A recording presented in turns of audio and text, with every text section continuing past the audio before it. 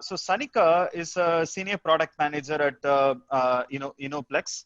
Innoplexus, and she has also an very interesting educational background. She has a PhD in health sciences and biometry, which is actually the science of applying statistical analysis to biological data. So that sounds very interesting there. And in her current role as a senior product manager, she's actually working at the intersection of health and data to build AI ML powered search and discovery platforms. And this is actually propelling the data driven drug discovery as well. So would be willing to learn more about it as well.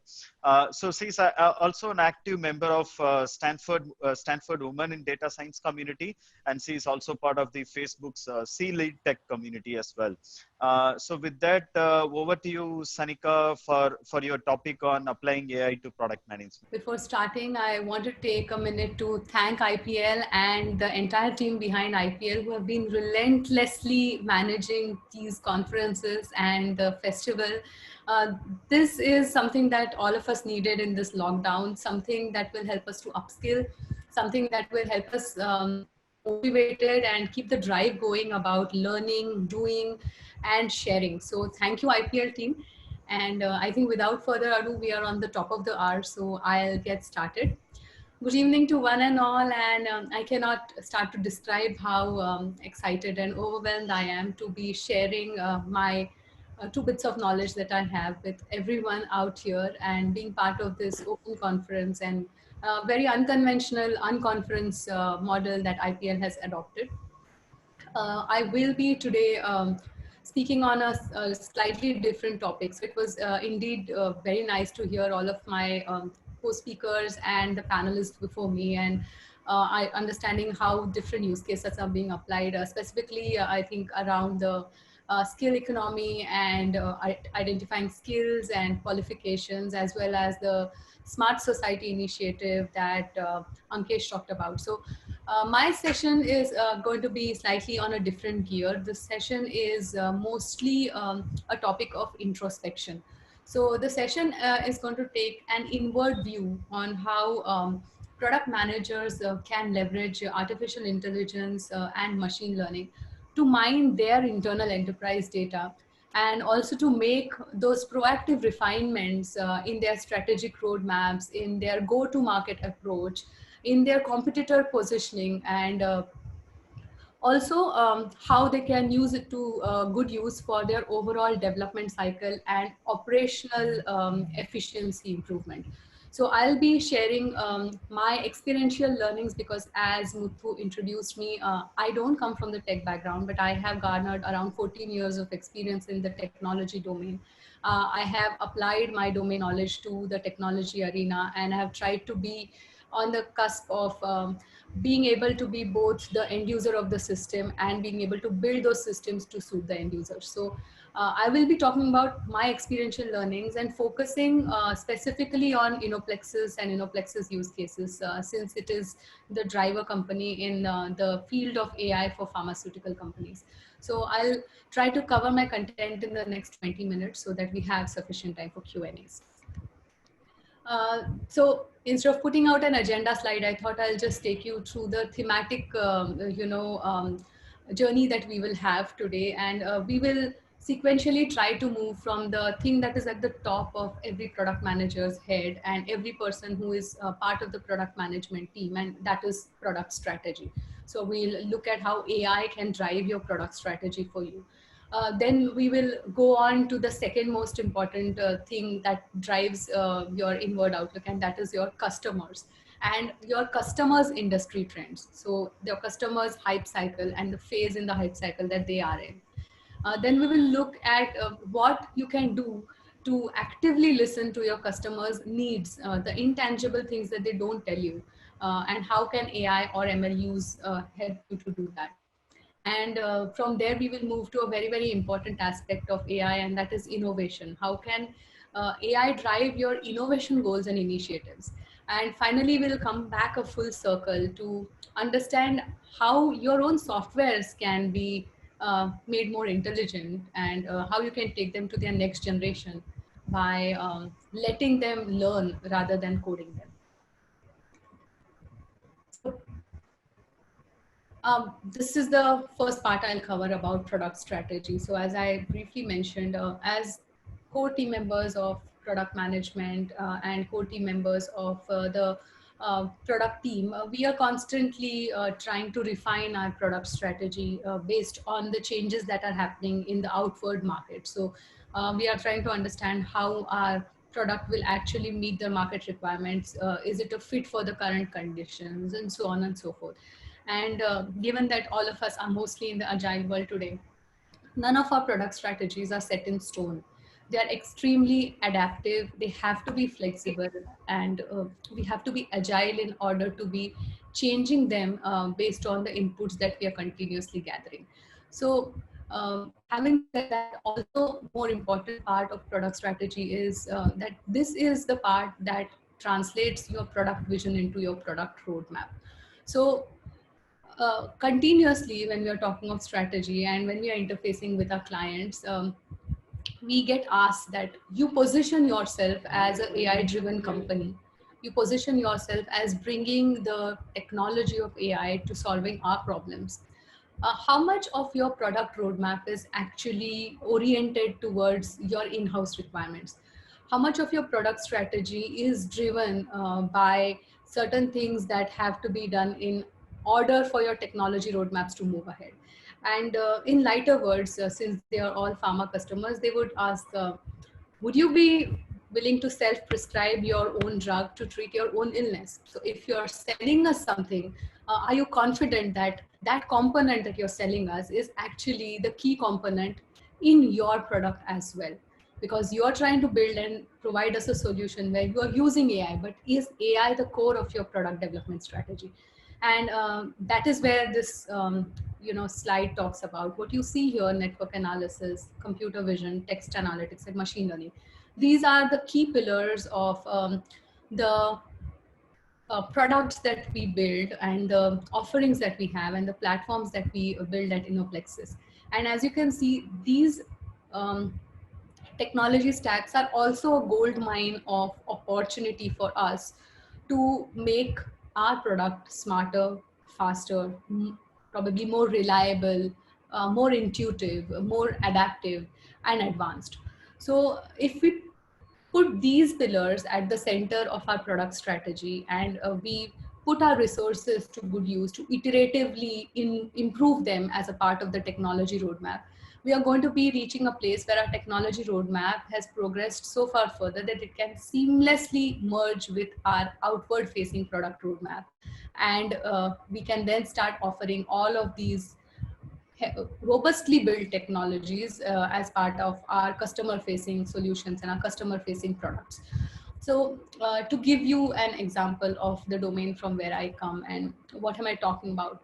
So the product that I lead at Innoplexis is a search and discovery engine. It's a engine that helps the key drug discovery scientists understand the landscape around a molecule that they are trying to work on. So they are looking for the most relevant, scientifically vetted data that they can gather around this molecule so that they can accelerate their drug research. So in the products that they use, our external facing products, we leverage a lot of the search optimization algorithms, which most of the search engines use. We have inbuilt the feed forward loops for training the user responses and to be able to sift through those user responses and to be able to provide more and more relevant outputs. But internally, as a part of the technology roadmap, what we have done in the background, in the back end, is that we also try to continuously refine the neural network models that will help us to do faster real-time analysis. We are spending resources and trying to build better natural language programming algorithms and text analytic solutions so that we are able to understand the user queries in a more relevant context. We're able to create knowledge graphs of all the queries that were ever fired and then feed them into the machine learning algorithms to be able to cut out redundancies and do that in a reinforced learning manner. So this is how we are working on the core blocks of our AI in order to make our external facing products really, really AI powered.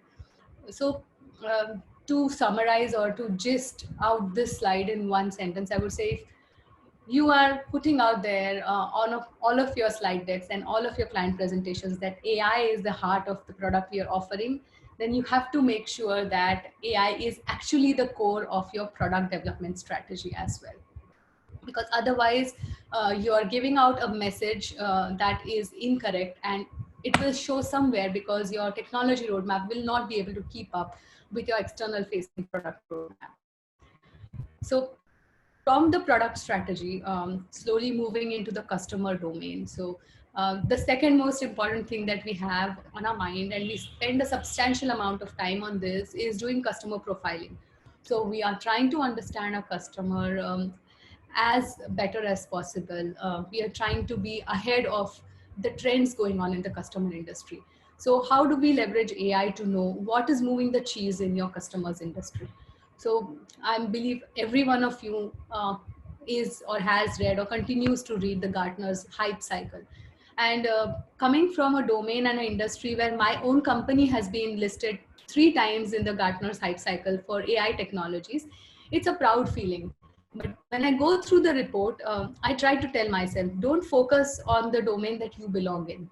Focus on the domain that is your customer's domain, and understand the landscape and the hype cycle that the pharma industry is going to get next in. So in this slide, I'm trying to encapsulate how we are leveraging AI to track all of the major variables that go in the ecosystem so that we are able to stay ahead of our customers' hype cycle. So by validating our strategic roadmap, by updating our go-to-market strategy, by reevaluating the marketing priorities, fine-tuning our competitive positioning, prioritizing how we are communicating our strengths to the customers. And finally, a very important thing in today's ecosystem is identifying those key partners and collaborators. So I'll again cite an example from my domain. We are in the pharma company, in the pharma business of providing and being able to provide technology solutions to our pharma clients. So while working with them, they look up to us saying that some of the problems which are technology driven and we do not have teams deployed are some things that you would, as the COVID-19 pandemic slowly started spreading, all of us have seen that all of the industries had to pivot, all of the domains had to make a pivot, and pharma is no different. The only difference is that as serving their technology partners, we had to pivot before them. So we had to know exactly what are the problems that they may face. So all of the generic manufacturers in pharma currently, who are the big players, are trying to identify those key novel molecules for COVID-19. But in doing so, to be able to fasten the pace of those discoveries, they are trying to be collaborating or acquiring smaller bioinformatic and cheminformatic players. And since we could understand this requirement ahead of they trying to tell us, in our products itself, we tried to integrate in silico cheminformatic and bioinformatic modules already for them, and also vetted a list of collaborators and partners which may already be providing third-party integrations and third-party tools to our existing clients. That way we were able to save losing our customer to another player. We were able to reprioritize our roadmap to fit the needs of the customer, and also provide all of the capabilities that the client was looking in a one-stop solution. So understanding what is going on in your customer's hype cycle, the phase that they are in, and where the industry is going to go next, tracking the customer industry trends and paradigm shifts to modify your product strategy, and all with the help of leveraging your AI. From AI to ML. So a lot of us happen to use these two terms synonymously, but AI and ML have very unique, different advantages for different types of use cases. So I talked about AI in the initial slides. I want to focus a little bit on machine learning and how we are leveraging it. So we talked about understanding the hype cycle of the customer, but active listening is also equally important. And by active listening, it means moving away from the documented requirements or the documented statement of work to understanding the intangible needs that the customers are not telling you over recurrent calls, over your recurrent engagements. And how do we do that?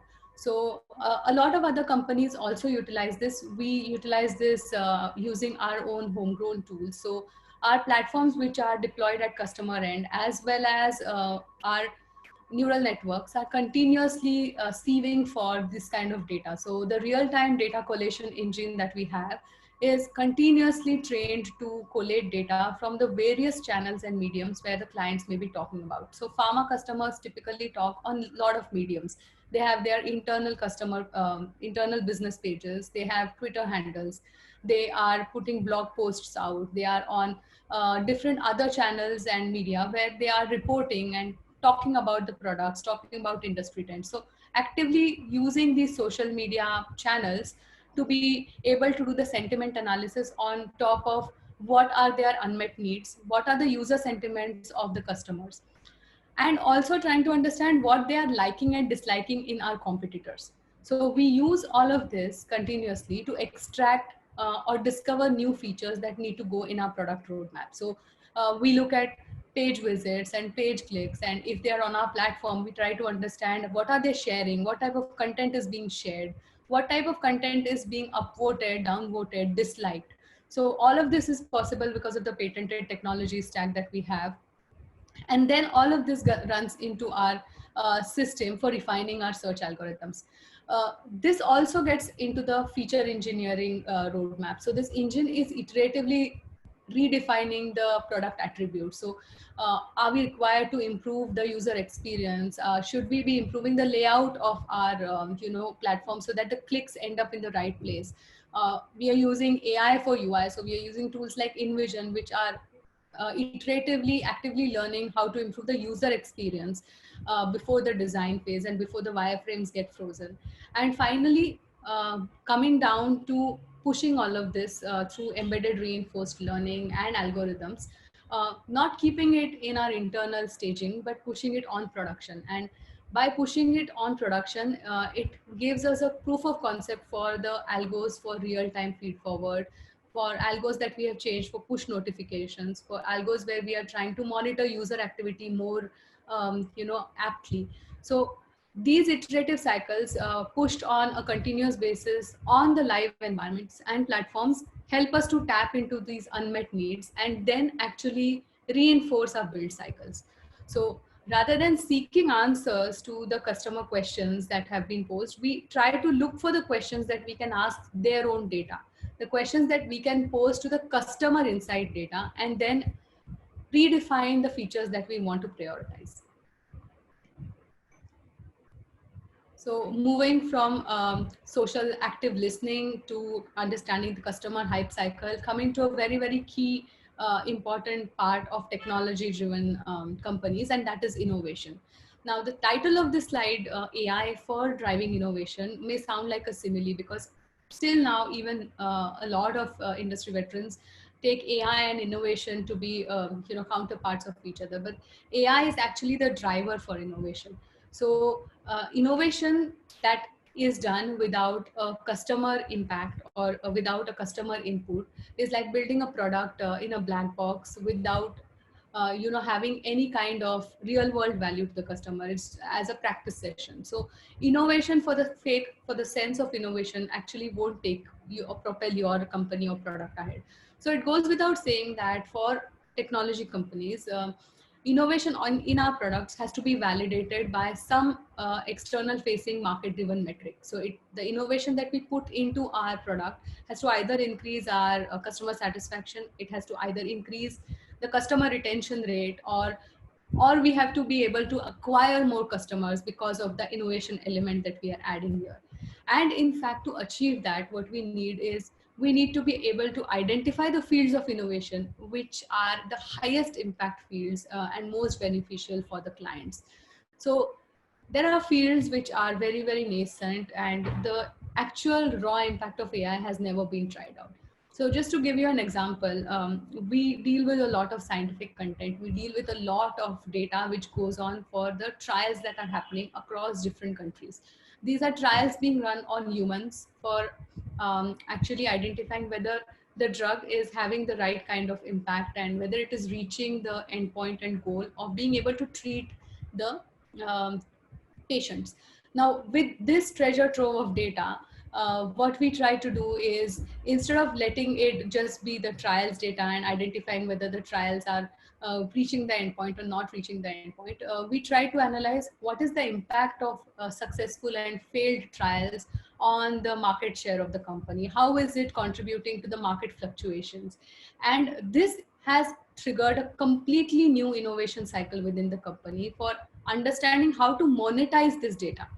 So it is a sector in innovation which has a direct customer impact. It is innovation which will again be leveraged across various other forums. And it is also linking the market driven impact to something that can improve our own internal technology roadmap. So these are the kind of AI initiatives that can trigger innovation by, by basically applying the business context of what needs to be solved, and then understanding whether the innovation initiative can actually drive it to the goal point. So this in this slide I've tried to encapsulate that even if you have a very good innovation roadmap, you try to leverage AI within the innovation roadmap, so that you know which use cases, which innovation initiatives to take up for maximum benefits, both of your own product and to be able to serve it to your customers. And now coming to my last slide. So we went through strategy, we went through customer, we went through the business ROIs and innovation. And now tying it all back to your own homegrown code. So all of these companies who have those big code bases, basically data scientists for years have been trying to increasingly understand, can there be a self-developing system? Can code write code for itself? And can code write better code than what we write? Because it is going to be iteratively learning. It is going to be doing a repetitive task where it can identify errors in the code and then automatically, try to rectify those codes. So encouraging your AI to take over your code development, which is being actively pursued by a lot of other companies. So Deep Code is one of the companies, which is an AI software platform, which is learning from open source programmers. So basically all the code that open source programmers put out there on open code platforms is being used as training data sets to acquire the knowledge of how to code, and then automated coding is programmed. There's PyCharm and Pylint. So in our company, we use a lot of Python. So PyCharm and Pylint again are popular intelligent Python IDEs. So this integrated development environment actually checks smart code. It's a smart code completion algorithm, and it does error check on the fly. It will try to improve the quality of the code as you write it. Same with Pylint, it's a programming error and refactoring detection system. So by incorporating these either external or homegrown asynchronous learning models, reinforced learning for adjusting your continuous feedback mechanisms, and also incorporating genetic algorithms. So self-learning and genetic or self-correcting algorithms, this is something that is being actively researched a lot. This all helps you to iteratively improve your own code's precision, recall, and accuracy to write better code in future. So let AI handle all of this nonlinear data. You focus on the business problems, and let your development team think about the next innovation initiative they want to dive in. So this is freeing up knowledge, freeing up your team and your resource pool for knowledge work, rather than keeping them bound to the coding, which now can be taken up slowly and then significantly by AI engines. And finally, to summarize it all, since we are almost at the end of it, these are the 5 take-home messages. We talked for one slide each. Make AI the center and core of your product development. Continue to track your customers' industry trends using AI and be ahead of the curve of your customer. Rather than asking questions, you look for the questions in the customer data. Interpret insights and be able to take innovation initiatives in the right way to manage both your internal and external facing roadmaps. And finally, let your engines self-learn, and instead of coding them and giving them command lines. So with that, I think, Muthu, I'm open to questions, and I think there are like 5 minutes left, but we can definitely accommodate one or two questions. Sure, sure. Thanks a lot, Sanika. I think that was a very, very interesting presentation.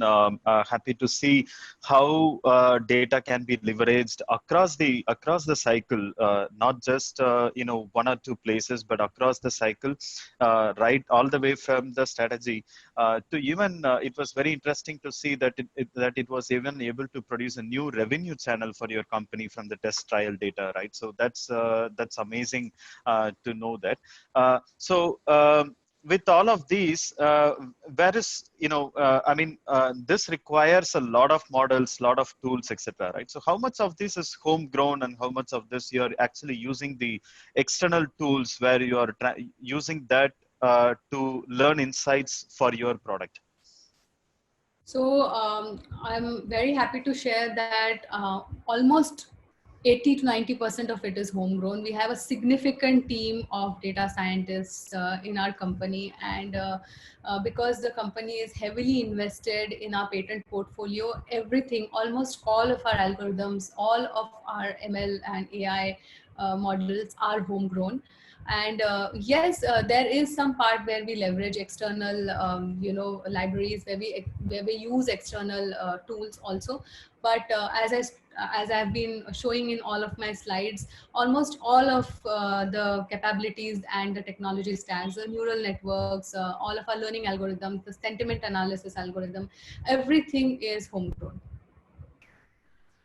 Okay. Okay, that's pretty interesting to know. Okay, so that actually means a significant effort has been done by your teams to have each of these homegrown.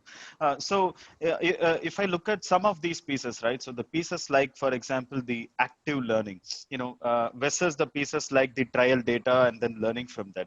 So the trial data and learning from there, even to going to a level of new revenue channel, that is very specific data. There is domain element to it, and that requires in each industry there needs to be a different tool to make such a sense of data and then arrive at new insights, right? But then this piece of active listening, what you talked about, that is something like, anyone, every product leader in the call today, tomorrow going back to their work for their product, that is something they can apply.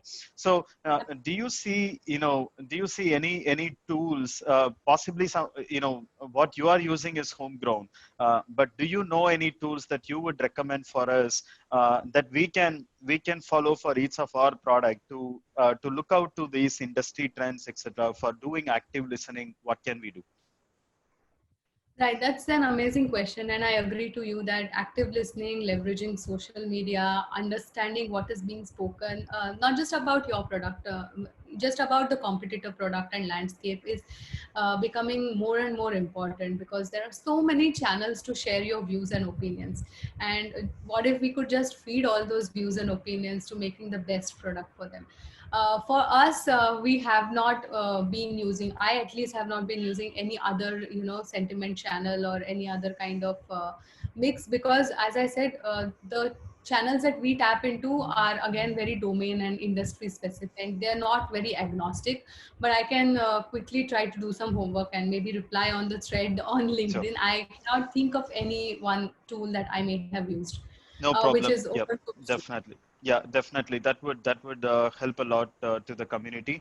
So one last question that I see from Rohit here. The last piece that you mentioned about writing the code itself, the code evolving the code.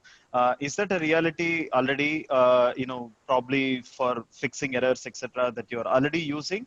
And if so, how much of productivity improvement are you seeing versus a developer having to do that, having a AI to be doing this? Oh, we are, yes, actually using a tool similar to what I showed, the PyCharm and Pylint, and we have seen a lot of productivity improvement, given that we have reduced the review time. So all the time that used to go for a senior member of the development team to code, to review somebody else's code and then identify all the very repetitive kind of errors and vulnerabilities and code smells, which an algorithm can easily pick up. So it has decreased the review time, and it has increased the productivity of the junior team members also, because on the fly, they are being able to understand what are the repetitive type of errors that they're making. These libraries also give you really good visualization. So they tell you what are the most common type of errors that one kind of a developer is making versus the other. So these efficiency is improved, productivity is improved, but also what we see is that the confidence of the developers is also something that is improved. So who would like to continuously rectify the same kind of errors, right? So they get some bandwidth to be able to focus on better tasks, more cognitive tasks than being doing those repetitive things. Okay, thank you. Thanks a lot, Sanika. Again, I'm sharing back my screen here. Sanika, that was Thank one you of very the much. most interesting session, and possibly one of the most informative that I have gone through in the past. And I think a lot of learning back home to a lot of product leaders on the call, how we can use the data insights into our products. Thank you again.